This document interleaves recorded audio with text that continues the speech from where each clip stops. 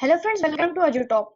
आज की वीडियो में हम करेंगे क्लास 6 इंग्लिश की पोएम सेकंड, जिसका नाम है the kite. So let's start. इस पोएम को पढ़ने से पहले हम इस टेक्स्ट को पढ़ लेते हैं। ये टेक्स्ट भी काफी इंपॉर्टेंट होता है, इसको आपने इग्नोर तो बिल्कुल नहीं करना है। तो इसे एक बार रीड कर लेते हैं। All of us like to fly kites. हम सभी पतंग उड़ाना पसंद करते हैं। Have you ever tried to fly one? कि आपने कभी उड़ाने की कोशिश की है? Read this poem about a kite. इस पोएम को पढ़े जो कि एक काइट के बारे में, एक पतंग के बारे में है। As it flies in the sky, तो कैसे फ्लाई में आसमान में उड़ रही है। अब हम अपनी पोएम स्टार्ट करते हैं। The kite. How bright on the blue is a kite when it's new. कि ये कितनी अच्छी लगती है। यहाँ पे ब्राइट से वैसे दो मतलब बन सकते हैं इसके।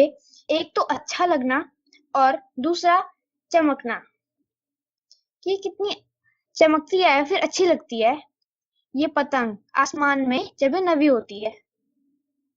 With a dive and a dip, it snaps its tail. ये गोते खाते हुए अपनी पतंग को ऐसे मूव करती है। स्नैप्स का मतलब होता है एक ऐसे इस तरीके से मूव करना जिससे कि साउंड क्रिएट होती है, ऐसे कुछ टूटने की या चटचटाने की।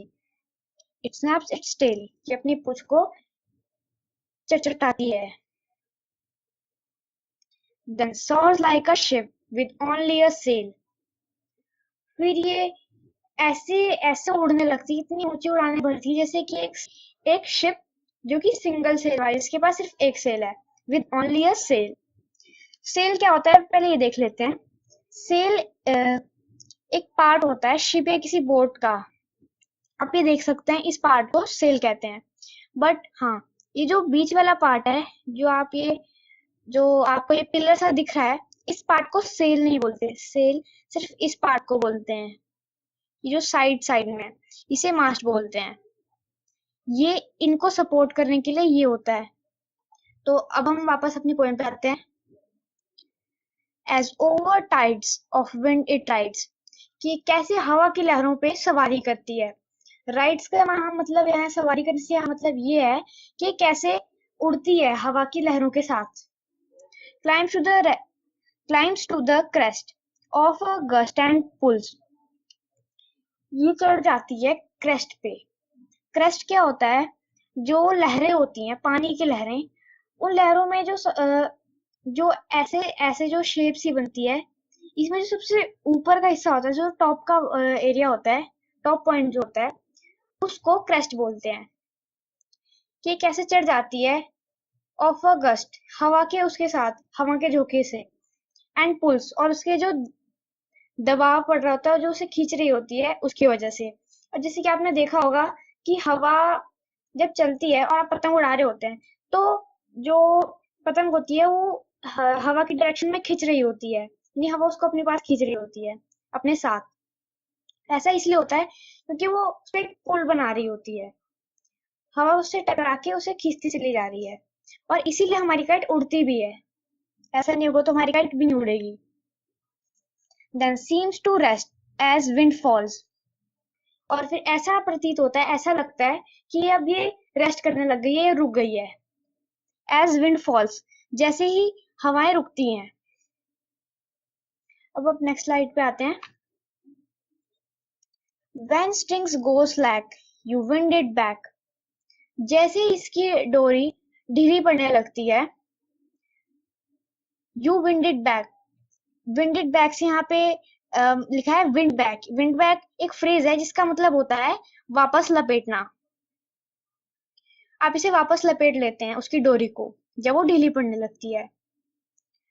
And run until a new breeze blows. और ऐसा तब तक होता है जब तक एक नवा हवा का झोंका नहीं चलता। And its wings fill and up it goes. और जब ये हवा का झोंका चलता है तब इसके जो विंग्स होते हैं वो हवा से भर जाते हैं। विंग से मतलब ये पतंग का जो ये एरिया होता है इसी से है। अलग से पतंगों में, कई पतंगों में होते हैं अलग से विंग, बट नॉर्मल पतंगों में ये इसी हिस्से को विंग मान के चल सकते हैं कि पूरी काइट ही विंग हो गई है इसमें। तो आप यहाँ देख सकते हैं जैसे कि अभी विंग फिल्स, हवा से कैसे भर जाते हैं। तो आप ये देखो, जैसे कि यहाँ पे आप कर्व सा देख रहे हो, ऐसा क्यों हो रहा है? क्योंकि ये तो सीधी होती है, पर ये कर्व भी यहाँ पे इसलिए बढ़ रहा है कि जब हवा चलती है तो उस एरिया को, उस पर एक स्ट्रेच क्रिएट करती है, और वो मतलब आप उससे यहाँ रिलेट कर सकते हो कि ये कैसी से हवा भरी हुई है इसमें। एंड अप इट गोज, और ये ऊपर जाने लगती है। How bright on the blue is a kite when it's new, ये कितनी चमकदार होती है, फिर कितनी अच्छी होती है आसमान में कि जब ये नवी होती है। But a regular thing you never will see, यहाँ पे रेगुलर थिंग से इस पतंग के बारे में बताया गया है। रेगुलर का मतलब होता है फट जाना, है फटी पुरानी हो जाना, क्योंकि जब आप उसे उड़ाते रहते हैं तो वो फटने लगती है धीरे धीरे। यू नेवर विल सी, आप कभी नहीं देख पाओगे। when it flaps on a string in the top of a tree, कि जब ये पतंग जब इसकी डोरी एक पेड़ में फंस जाती है और ये पेड़ के सबसे ऊपर पे फड़फड़ाती है। ये देख लेते हैं, इसके राइटर है हैरी बेन। और क्वेश्चन आंसर को करने से पहले हम देखेंगे इसकी समरी और पोएटिक डिवाइसेस। सो पहले समरी देखते हैं। समरी, वैसे तो मैंने आपको ये पूरा चैप्टर एक्सप्लेन कर दिया है, पर जिनको समरी चाहिए वो इसे नोट कर सकते हैं, इसका स्क्रीनशॉट खींच सकते हैं। The new kite glides through the blue sky, plunging and dipping, its tail making a sound as it soars above the wind. This is the time when the kite sails like the ship that has only one sail, riding in the sky like the ship that rides on the ocean. As the wind falls, it seems to come to a rest when the kite's strings looses. The master rolls it back, and the kite flies back to the ground. The kite is once more in the sky as a fresh wind blows, filling the kite's wing with the air once more.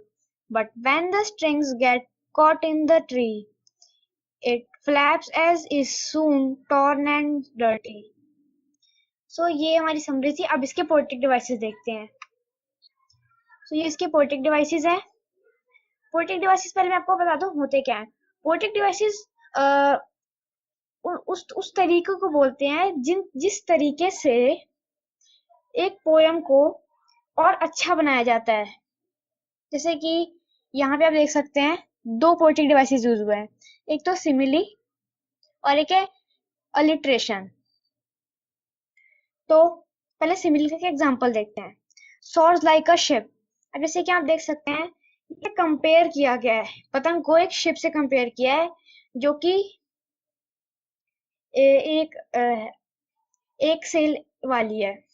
यहाँ पे जहां पे भी like इस type के word से किसी चीज को किसी चीज से कंपेयर किया जाता है, वहां ये सिमिली होता है। सिमिली पोएटिक डिवाइस यूज हुआ होता है।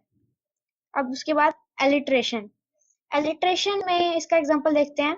Bright and blue, dive and dip, breeze blows. अब जैसे कि आप देख सकते हैं यहाँ कॉन्सोनेंट्स हैं और इन्हें ये रिपीट हो रहे हैं।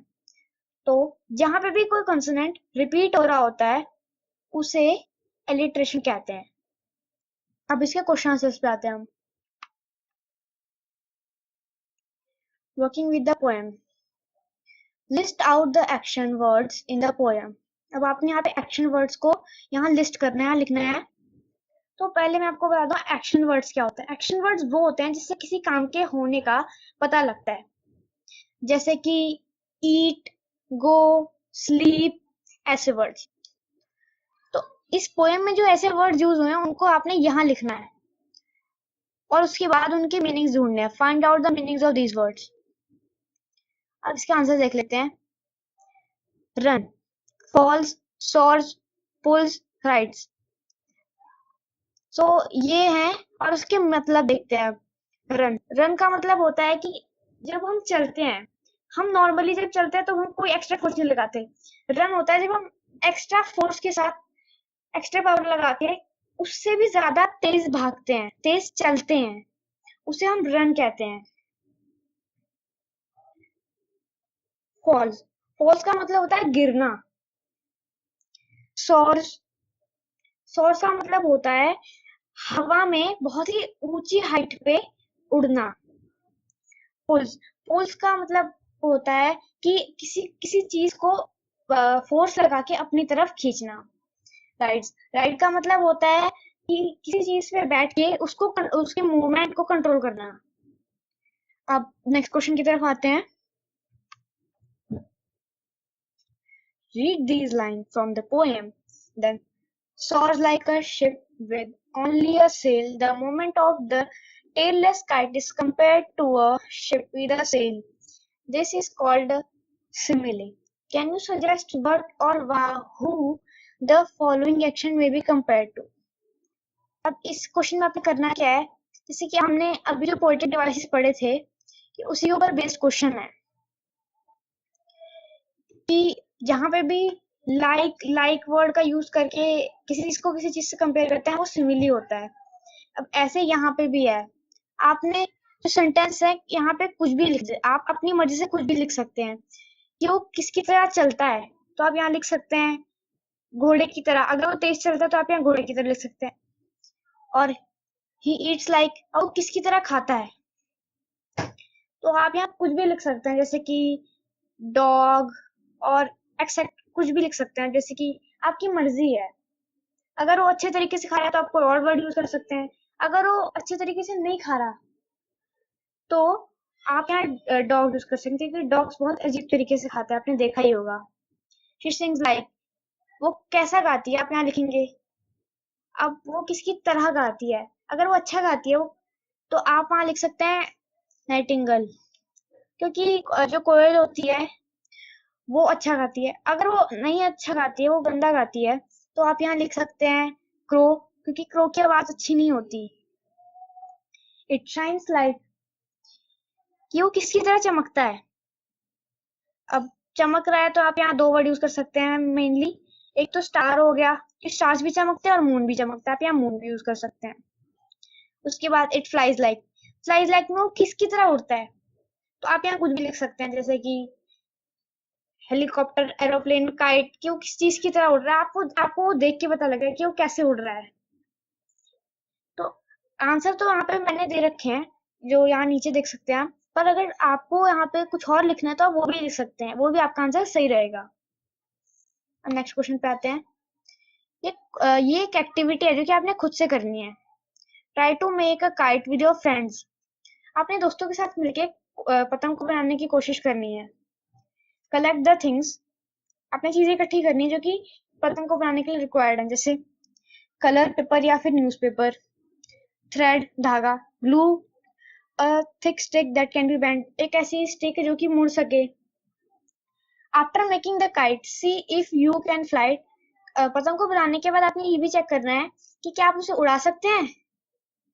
सो ये आपने एक्टिविटी करनी है। एंड अब हमारी ये पोएम कंप्लीट हो चुकी है। ये थी इस पोएम की एक्सप्लेनेशन एंड सॉल्यूशन वीडियो।